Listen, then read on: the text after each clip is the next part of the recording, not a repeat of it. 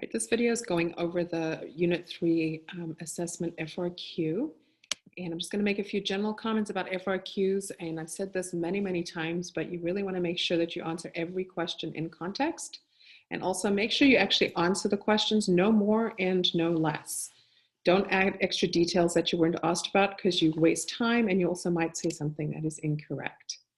So there's a few main ideas that I wanted to talk about. And the first one is this idea when you're talking about an experiment versus an observational study. If you read this first response, it says this is an observational study as opposed to an experiment because there are not treatments being imposed on the subjects. The researchers were following individuals to gather their data. That is completely true. However, there's no context. This could have been about anything. You don't know which question this was in reference to. So you need to say something like, this is an observational study because the data was collected from 286,000 people without imposing treatments, such as how much magnesium they took per day. You need to talk about what the treatments were. If you don't talk about that, then it's just a generic answer and it is not going to get you full credit. Confounding variables. This is another one that I think you guys have a good understanding of confounding variables, but it's really important when you, on the AP exam, they're looking for you to make a direct connection between the confounding variable and the explanatory and the response variable. So this is a really good response for the problem about daily meditation and blood pressure. So many of you talked about, it was an observational study, no confounding variables were controlled, so we can't determine if daily medication was actually the cause for the lower blood pressure. And then this part here is the key that many people were missing. For example, the men that meditate daily may be less busy than the ones that don't, so they meditate in their free time. Because this was an experiment, we can't determine if the amount of activities a man does affects his blood pressure or if the daily medications does. Meditation. There are other possible confounding variables as well, so we don't really know what is causing the low blood pressure unless we do an experiment. But again, you're showing that the meditation is possibly related to daily activity, and maybe daily activity is also related to blood pressure. So you're making a connection between the daily activity and meditation as well as the blood pressure. So really important, the confounding variables needs to be a direct connection between the explanatory and the response variables. Another area of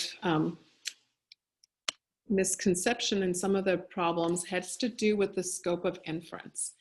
So if there is a random sample, so long as it's random, you can make inference about the population from which the random sample was pulled. When there's random assignment, then you can make inference about cause and effect. So if it's not an experiment, there's never random assignment and you cannot make inference about cause and effect. But if it's an experiment with random assignment, you can make inference about cause and effect. So there was one question that asked you about cause and effect, and depending on which problem you had, the magnesium diabetes problem and the meditation blood pressure problem, they were both observational studies, so you cannot make inference about cause and effect. But the antibiotic sinus infection one was an experiment with random assignment, so we can make an inference about cause and effect. The largest population to generalize, the magnesium diabetes one and the antibiotic sinus infection one, those subjects were not randomly selected. They were volunteers in this case, or they were recruited in this case, but they were not randomly selected.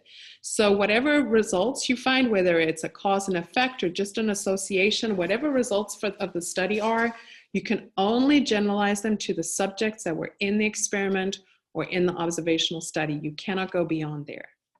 The experiment that we designed in the meditation problem was a random sample from the population, and the population in this case was the men in this retirement community. So since it was a random sample from that population, you can generalize it to that larger population. You cannot go beyond that retirement community. You cannot say similar retirement communities. You don't know that. So you can only generalize it to the population from which the random sample was pulled. All right, otherwise, you guys did a really great job on this FRQ, and most of you had a really good understanding of blinding and placebos, but there were a couple of little areas of improvement.